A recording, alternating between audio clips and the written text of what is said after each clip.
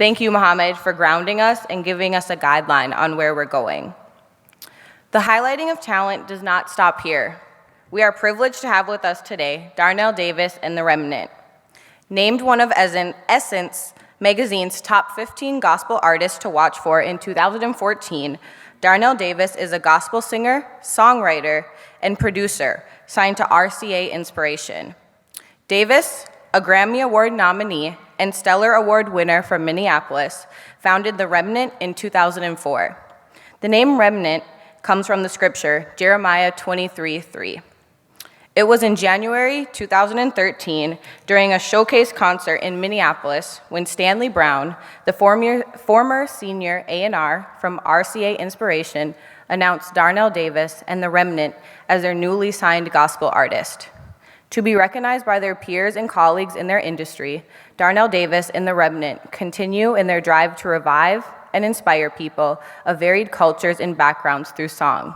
Please welcome Darnell Davis and The Remnant.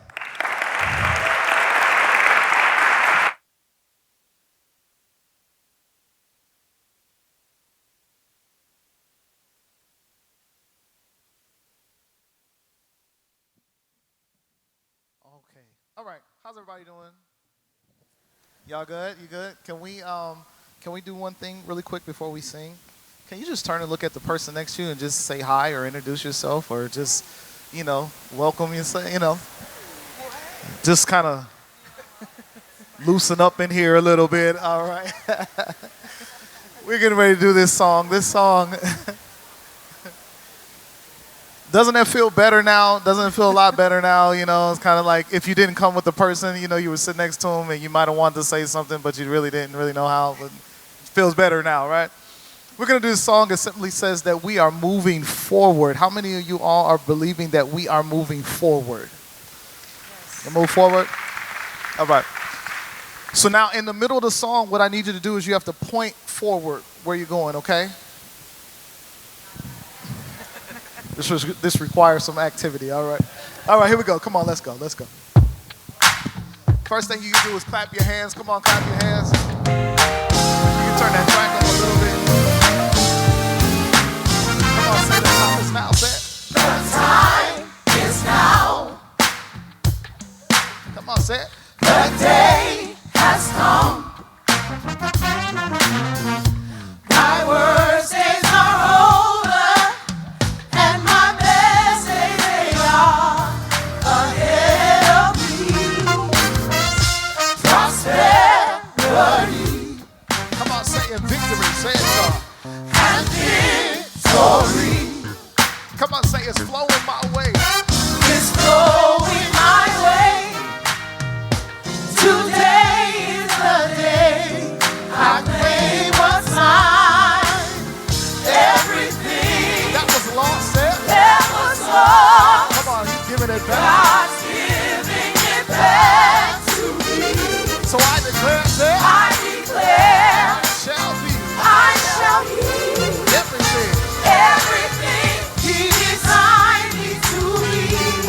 Now everybody in here, put those hands together and tell your neighbor, tell them, say, I'm not going to look back on yesterday and stay there, but I'm going to look back and move forward. Come on, tell them that. Tell them, say, I'm moving forward. Come on, clap your hands. Let's go. Come on, say it. Not looking back, say it. Not looking back On yesterday. Said I'm moving forward. That's where you point right there. Come on, say it. Not looking back, say it. Not looking back On yesterday. Said I'm moving forward. Come on, that's it right there. Take it up, y'all.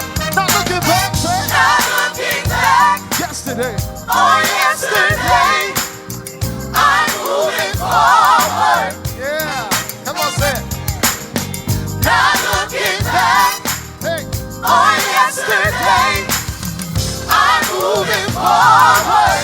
Now, come on, tell them, say it. Said I'm moving I'm moving forward.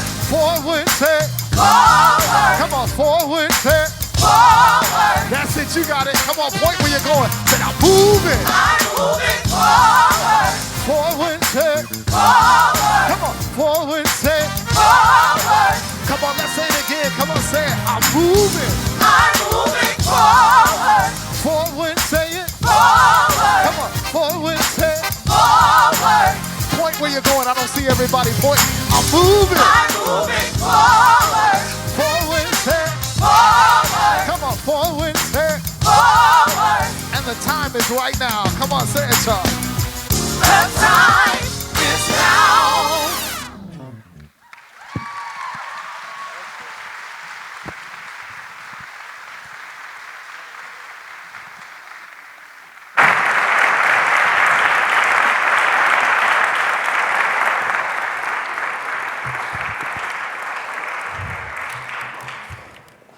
I don't know about y'all, but that just moved me. That was beautiful. I didn't know it could get better than rehearsal. One more round of applause for them, please.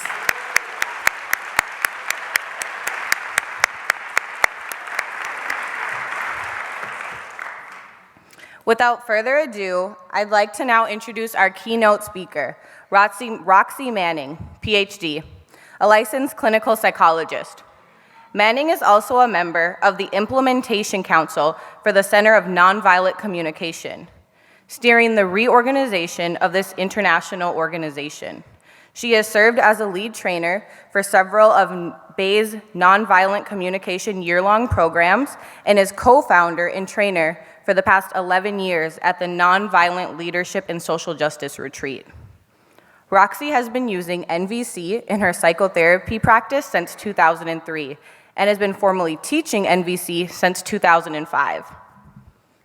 Roxy also currently works as a psychologist in the City of San Francisco's Disability Evaluation and Consultation Unit, which serves the homeless and mentally ill population in San Francisco. Roxy has combined her life experiences as an Afro-Caribbean immigrant with her extensive academic and professional training into a passion for supporting both large social change and individual healing and growth. Please help me welcome Roxy Manning.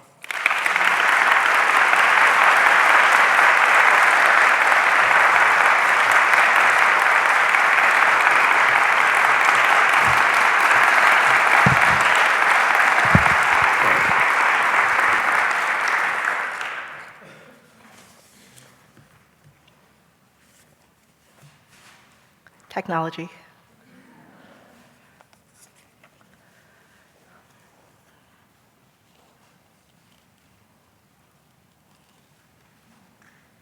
I should have y'all sing an interlude.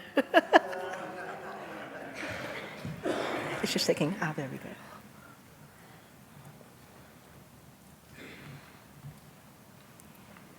What does I click through a bunch? Oh, that's back. I can come on. Perfect. I'm nervous, y'all. But I've been delighted to receive this invitation to speak at Augsburg's 30th anniversary convocation to honor the work of Dr. Martin Luther King Jr. It's especially an honor for me since I so resonate with Augsburg's mission. I'd like to take a moment to read your mission statement so that we can all hold the vision of this great school while I talk.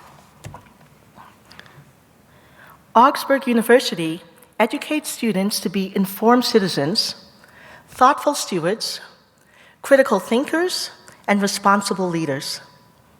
An Augsburg education is defined by excellence in the liberal arts and professional studies, guided by the faith and values of the Lutheran Church and shaped by its urban and global settings.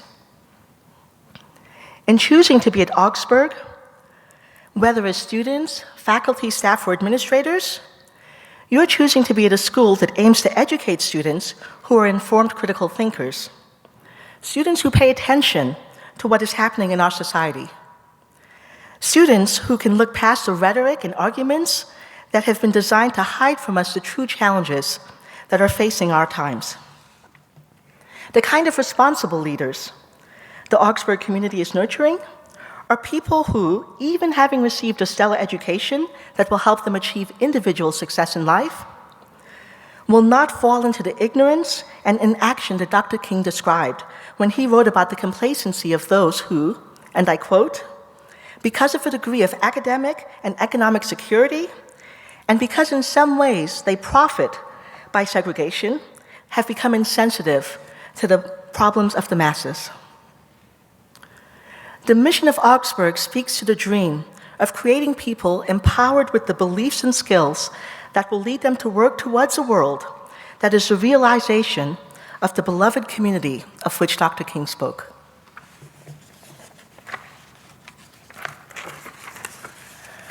I resonate with the vision and mission of Augsburg. I hope to inspire you today to examine and renew the connection of your vision to the work of Dr. King. I intend to introduce you to nonviolent communication, also called NVC, a consciousness that grew out of the work of visionaries like Dr. King and Mahatma Gandhi. I believe that you can use NVC's power to augment the work that Augsburg is already committed to doing, work that not only rests upon, but also advances the great efforts begun by Dr. King and so many others.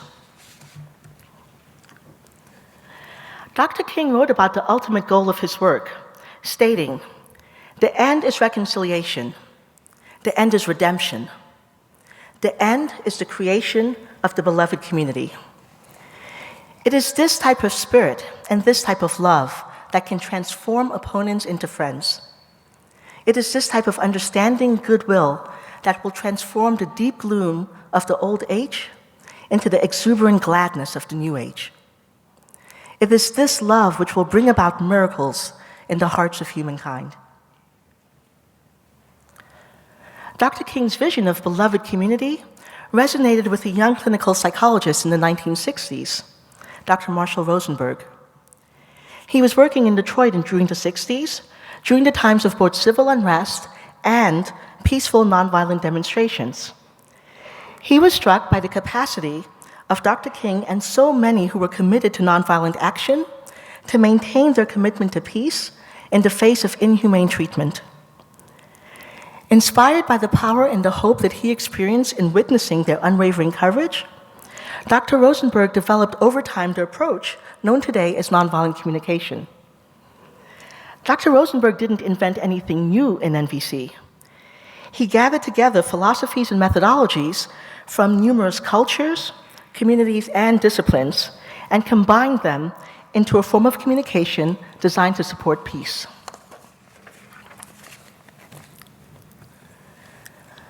Dr. King described what NVC invites us all to do, which is, and I quote, "to create peace at 3 levels and have each of us know how to do it.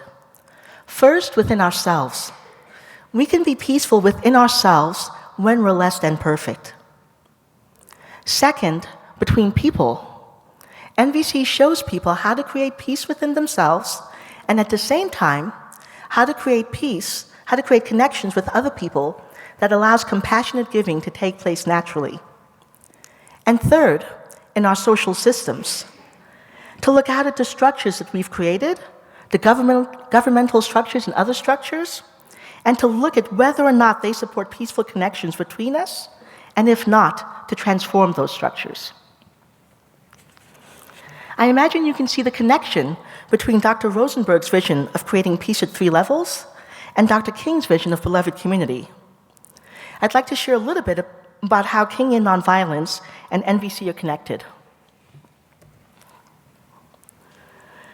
Both Kingian nonviolence and NVC offers us ways to think about creating social change. In the face of oppressive conditions, Kingian nonviolence focuses on the involuntary harm that groups of people have historically borne. In the short term, it seeks to prevent involuntary harm and to make that harm visible to all, both those impacted by and those benefiting from those conditions. Kingian nonviolence focuses on identifying targets for change. The NVC approach is consistent with Kingian nonviolence.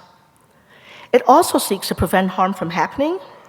It looks not just at the systems that create harms, but also looks at the values and needs that are motivating those individuals within the oppressive systems in order to find leverage for ending the harm.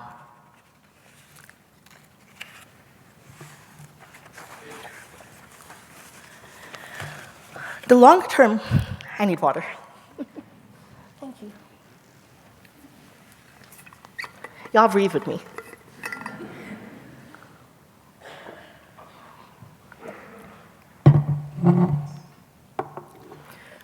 The longer-term goals of NVC and Kingian nonviolence also complement each other. Kingian nonviolence seeks to enact more wide-ranging social change by engaging in direct action. Each person who sat at a lunch counter, enabling the world to see the hatred and violence that they experienced, raised the consciousness about these issues by allowing the events to unfold.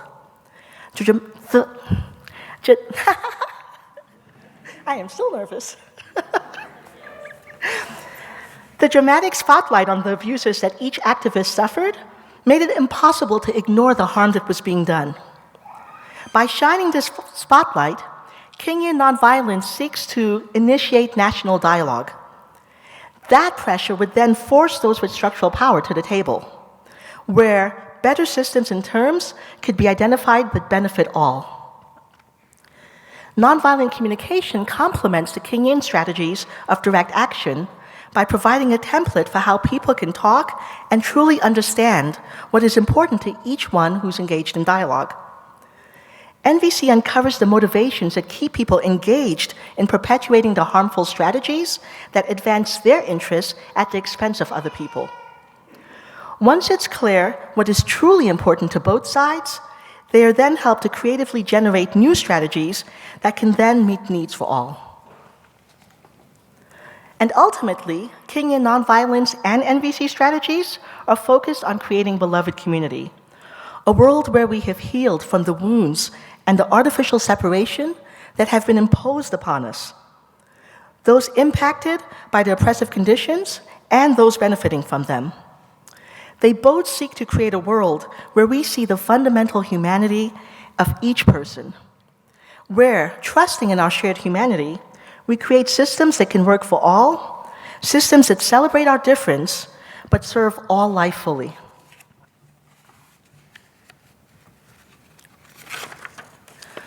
So what is NVC? I've been following this approach for 14 years, and I'm still learning a lot about how to integrate it into my life and into my social justice work. So I'm going to give you all a brief overview, and then I'm happy to talk more about it and answer questions tomorrow in my Q&A session that's going to be right here, same time, same place, okay? At its heart, NVC is a consciousness, a way of thinking about and approaching life. It's a state that moves away from blame, that believes in the interconnectedness of life. The NVC approach fundamentally believes that by connecting to our shared humanity, we can find ways to care for all of life in a way that is free from violence in any of its forms. There are numerous implications for this belief in our shared underlying humanity, and I'll explore some of these implications as we continue. If this belief in the interconnectedness of life is the entire picture of what NVC paints, there are several important pieces to the puzzle that helps us to build this picture. They give shape to our thoughts and our actions so that we can respond to life in ways that acknowledge our shared humanity.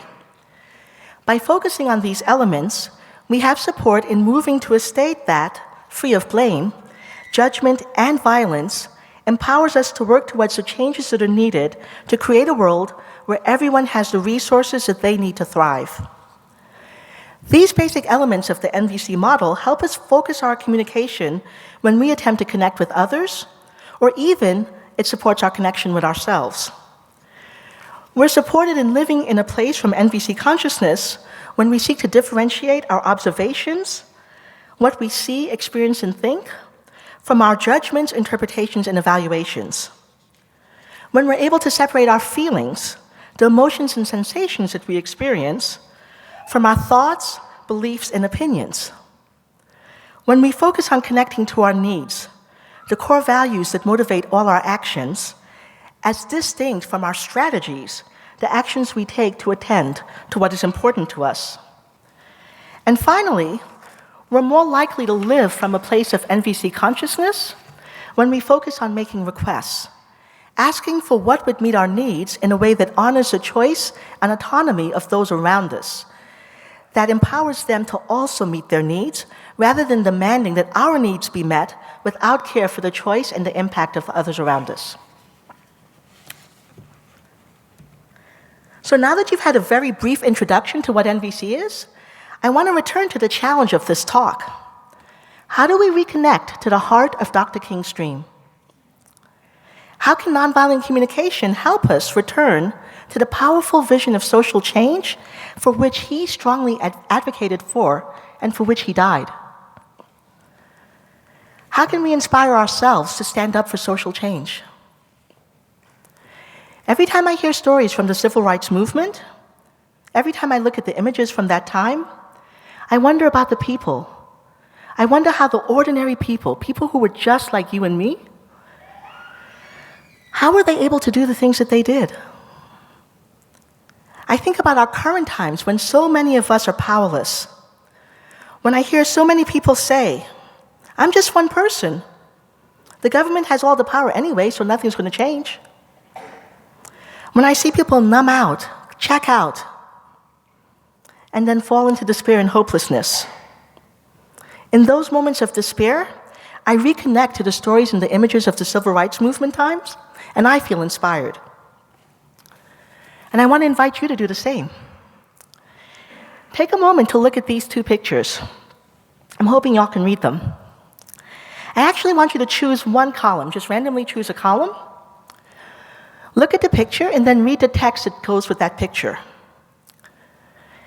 Then take a moment and think about what it took for the people described to be willing to stand up, to be willing to risk so much to face the challenges that they did.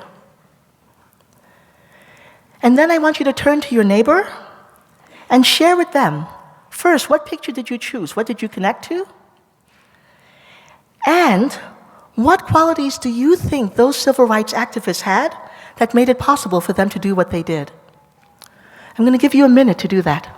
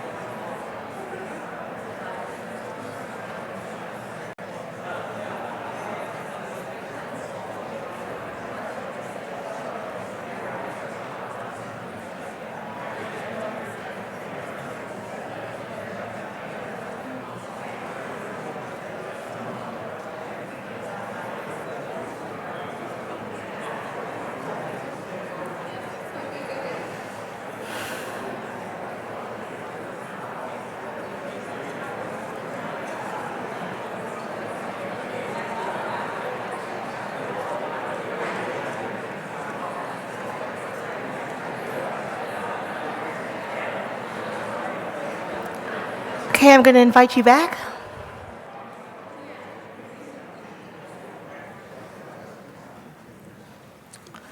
When I look at images like this, I think of Fannie Lou Hamer, the youngest of 20 children in her family. A woman who at the age of 6 began picking cotton in the fields, who at the age of 13 had to drop out of school and work in the fields all day to support her family, picking 200 to 300 pounds of cotton every day. What enabled a woman like Fannie Lou Hamer, who by all accounts was a woman who was the definition of no structural power, no economic power, no political power? What enabled her to stand up and answer the call to help people access their civil rights? What made it possible for her to travel away from her home to help Black people register to vote, knowing that she was risking her job and her home, and indeed losing both because of her choice? What made it possible for her, despite being given a hysterectomy by a doctor against her will, despite being beaten so badly for helping people register to vote that it took her over a month to recover, to go back out and return to helping people to vote? What helped this woman with little education, one who President Johnson publicly mocked as that illiterate woman, to stand up on national television and speak for the rights of her people? And what makes it difficult for us to do the same? I want you to turn again to your neighbor and share. What prevents you from standing up, from taking the risks, taking the chance to act in ways that can actually create change? What qualities can you develop that would empower you to do so? What support do you need to be able to do this? Again, turn to someone and share.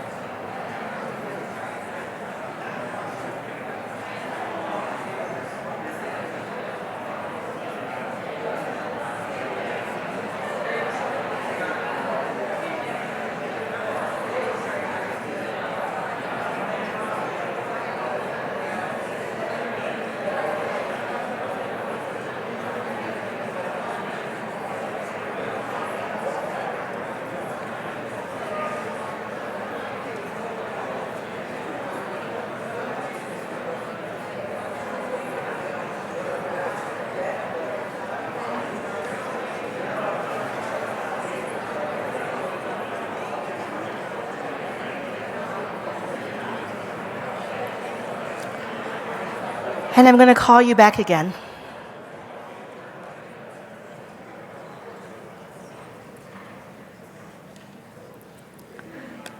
When I ask this question, many people share so many important pieces that they see the civil rights activists had and that they also long for.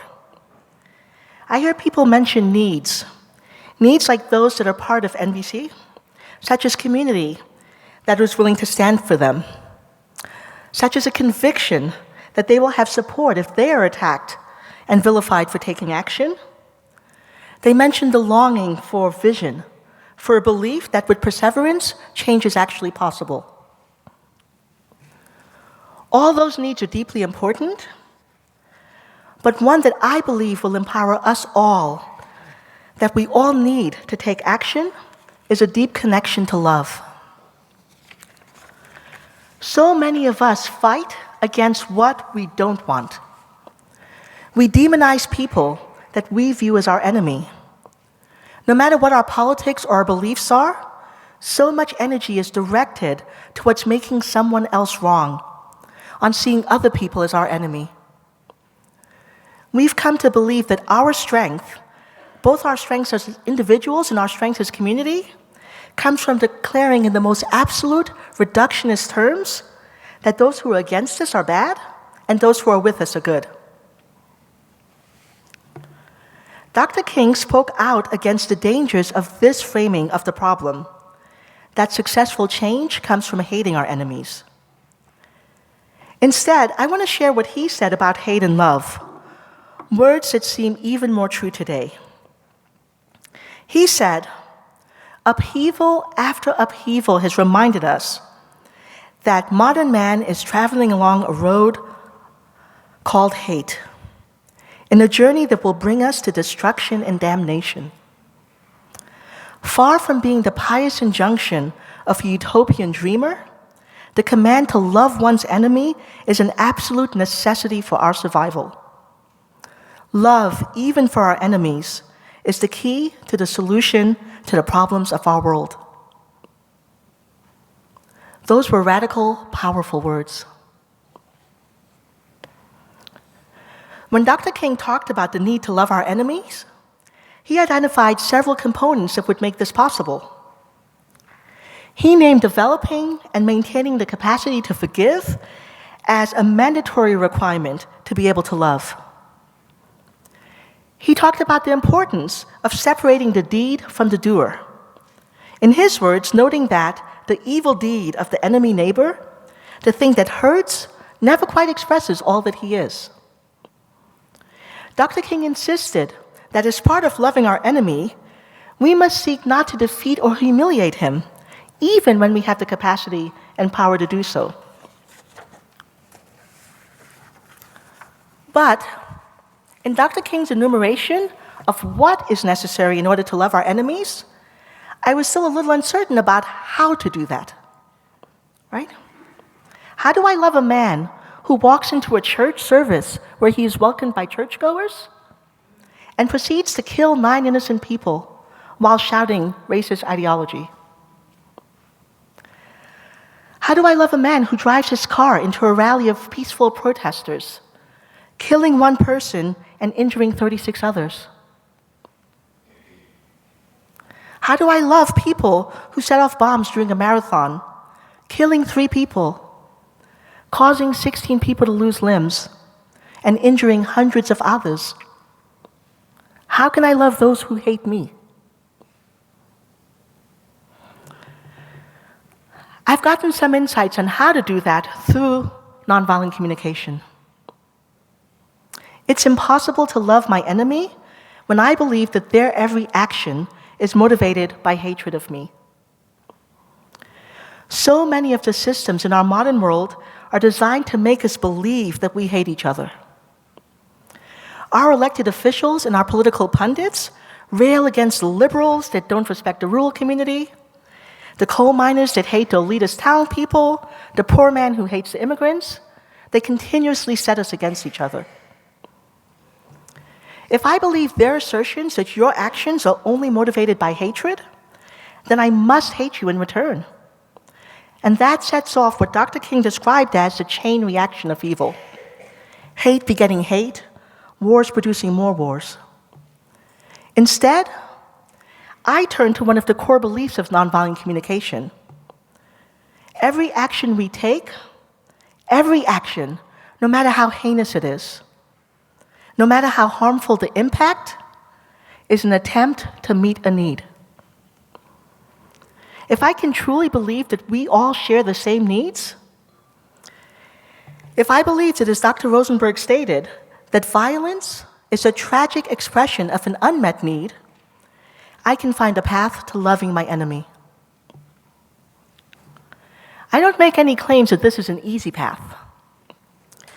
In developing my NVC practice, in learning to love my enemy, I had to make peace with the many instances in my life when it was easier to hate my enemy, or even hate myself, in order to find some way of moving through life.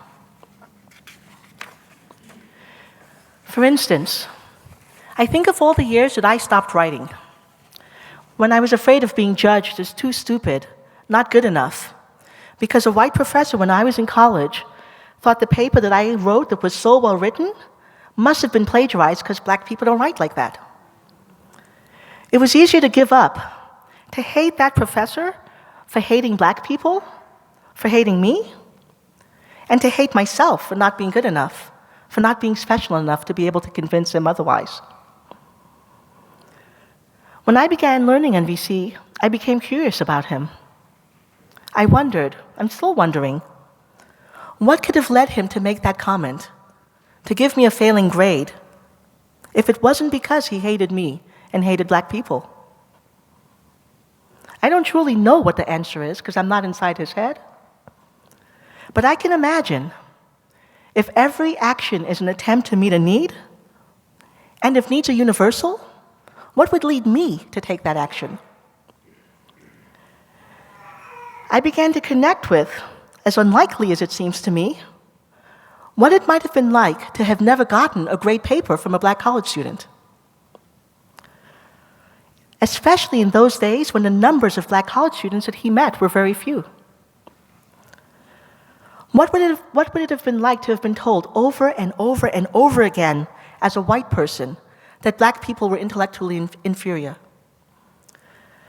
What was it like to believe genuinely that this was true and to have that message supported by the academic institutions in which I attended and in which he worked? I could imagine that he so much wanted to respond to my paper, which was so far outside of his experience, with academic integrity. I could even imagine him thinking that by holding me accountable, he was actually supporting me, that he was inspiring me to change and to work towards developing the skills that would support me in life. Did this excuse his behavior? No, right? Not at all. Did it make it any less painful for me to imagine this? No. But it did invite me into compassion for his experience. It helped me connect to my mourning, both for him and for me. I am able to not only be angry at and grieve the impact that his words and his decision had on me, the years of self-doubt and lost confidence. I'm also able to grieve the torment of his experience, of being so stuck in a world that limited his ability to see and be able to celebrate everyone, of imagining the horror of trying to act out of integrity and instead realizing that his actions were so far removed from his intentions.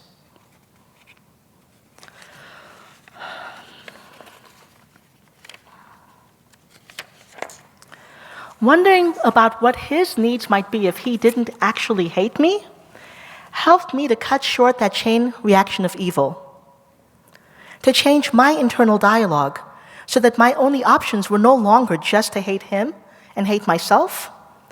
Instead, I could wonder, how could I change the systems that created the conditions in which his attempts to act in integrity fell so disastrously short and were so clearly harmful to me and to my attempts to create and to grow and to be celebrated for who I was.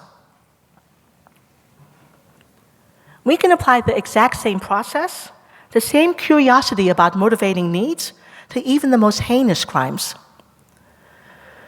When I think of the man who murdered 9 African Americans, including 3 elderly people over 70, if I am committed to loving my enemy, then I need to think about what, besides hate, could possibly have motivated him. I ask myself, what would ever motivate me to want to take my own life? And to try to do so after killing 9 people just because they belonged to a group that was different than my own? We don't like to think about these questions. It's so much easier to hate the doer, to conflate the doer with the deed. It's much easier to go along with the fiction that some people are just evil. To answer Dr. King's call is to step out of the false security of judgment and distance. It's to step into a world where no one is just evil, where anyone, including every single one of us, could take tragically violent actions. What makes it possible for me to take this stretch, to imagine myself in even his shoes, is my conviction that unless I learn to love my enemy, the chain reaction of hate will continue to spread. So when I try to imagine his motivations, I let myself imagine the depth of despair that would lead me to want to take my own life. I imagine being drowned in messages from early childhood that say that I'm not good enough, that I deserve to be beaten and abused. I imagine the desperation to find some way to value myself when I can't find community and belonging of my own. When I've attended over 7 schools in 10 years and I failed out of school. When mental illness sets me apart from other people. When I feel estranged from my family and community. I imagine the shaky relief that I might feel when someone offers me the possibility of self-esteem, that I can finally see value in myself if I can just imagine that other people are less than me. I imagine the hope that I could feel, the hope that other people could see me as brave, as courageous, as doing something valuable, if I'm willing to take action to demand that other people tell me are the cause of my suffering and the cause of suffering of people like me, if I take action to tell those people that we're not going to take this any longer? I can imagine the endless war inside of my soul between thinking that my salvation, belonging, and respect will come if I harm other people, and thus leads me to act in violence. And yet, when I still feel unending pain and isolation and despair, and thus want to kill myself. When I think of the enduring pain that he experienced, I find it easier to have compassion for him while still fiercely hating his actions. While still hating the systems that perpetuated the poverty and the brutality that he experienced throughout his life. Hating the systems that continue to perpetuate the message that one group can only survive at the expense of another. I worry that in saying this, that some people will say this is just an excuse for unexcusable behavior. And I want to be clear that by no means are we condoning this behavior. By no means are we saying that the only action that somebody can take if they're raised in those kinds of circumstances is to turn to hate. The act of finding compassion and learning to love our enemy, of connecting with our shared humanity, is not about excusing violent behavior and allowing it to continue. Instead, it's a practice that focuses on shining the light on the real causes of violence and hatred.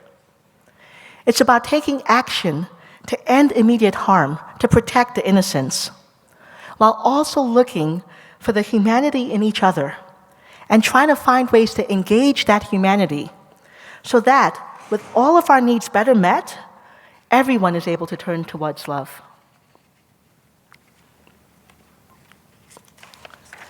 I can spend a lifetime hating each killer of innocence, every single person that comes up that's profiled in the news. I can choose to sentence every single one of them to death, to the death penalty. And if that's all that I do, nothing changes.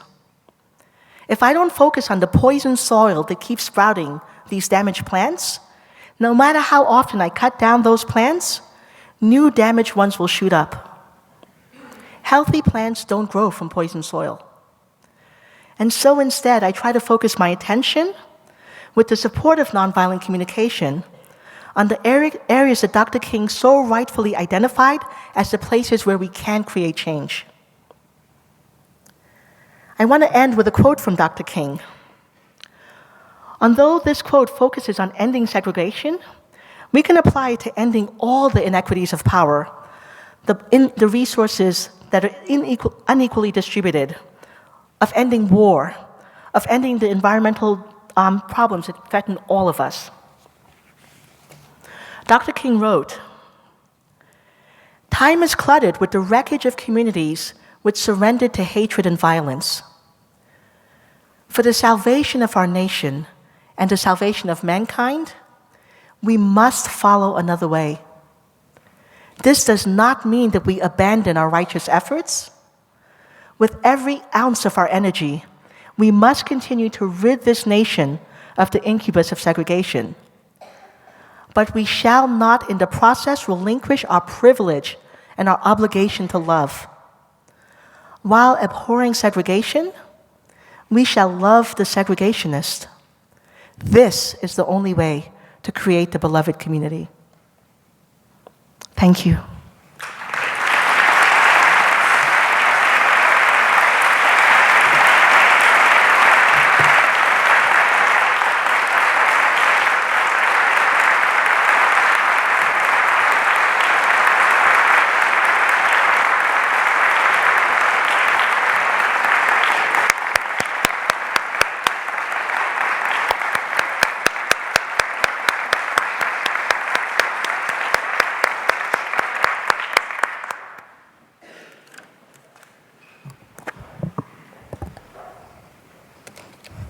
Thank you so much, Roxy, for sharing your thoughts, wisdom, knowledge, and perspective with our community. That was extremely inspiring and impactful.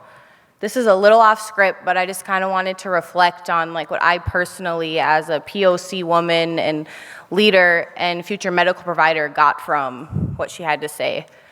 I think that inhabiting this skin, or being someone who loves and has people of color really close to them, when someone commits a heinous crime or act of hatred on you, it is so painful and it's so personal, and it seems like almost impossible to have empathy or compassion for that person. And I think that's why Dr. Martin Luther King was so special.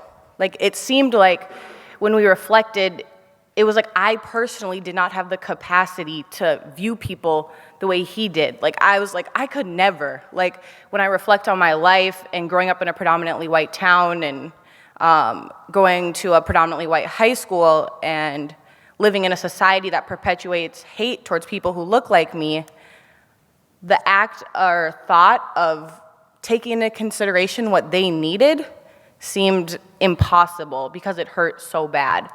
So I think that nonviolent communication and what Roxy talked about kind of gives you the first step in achieving that, like, Dr. Martin Luther King mindset and perspective, which seemed so like distant or like immortal almost, like it wasn't something that the average person was capable of.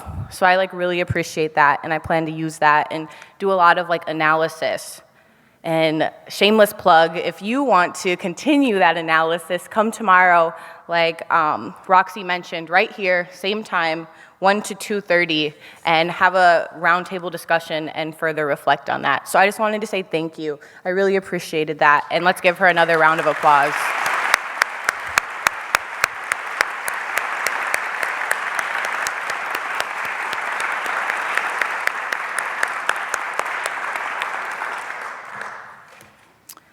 We'd also like to close by thanking our partners on campus, Office of the President, Event and Conference Planning, John Von Fier for the Center of Wellness and Counseling, Residence Life, Aviance, Marketing and Communications, our performers, and the MLK Convocation Planning Committee.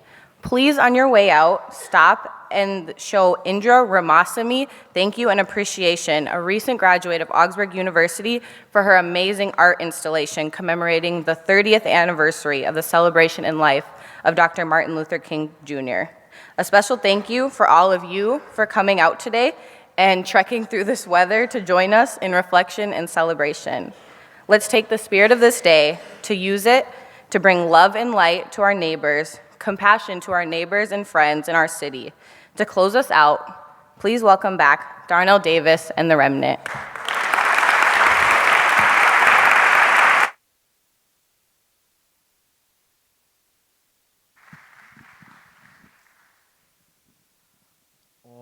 All right. That was an awesome speech. Okay, this is what I need you guys to do as we get ready to go. Can you guys stand on your feet and can we just go out just celebrating? Is that all right? All right, let's go. Come on, hit that track. Let's go. Come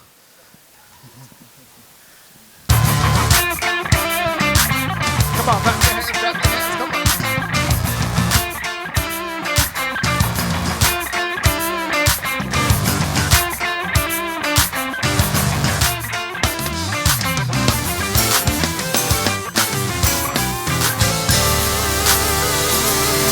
Now I want you guys to do something, make some noise up in here. Come on, make some noise. Come on, clap your hands. Come on.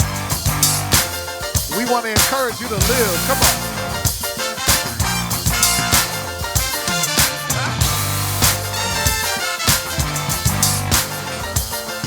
All right, here we go. Come on, ladies. Come on, sing. It's not over. You're just beginning to live. Though you lost everything. Come on, it's not the end. It's not the end. He has a plan, and it's just for you. So you don't have to be afraid to live again. Now, come on, say, get up. Get up. You have life to live. Oh.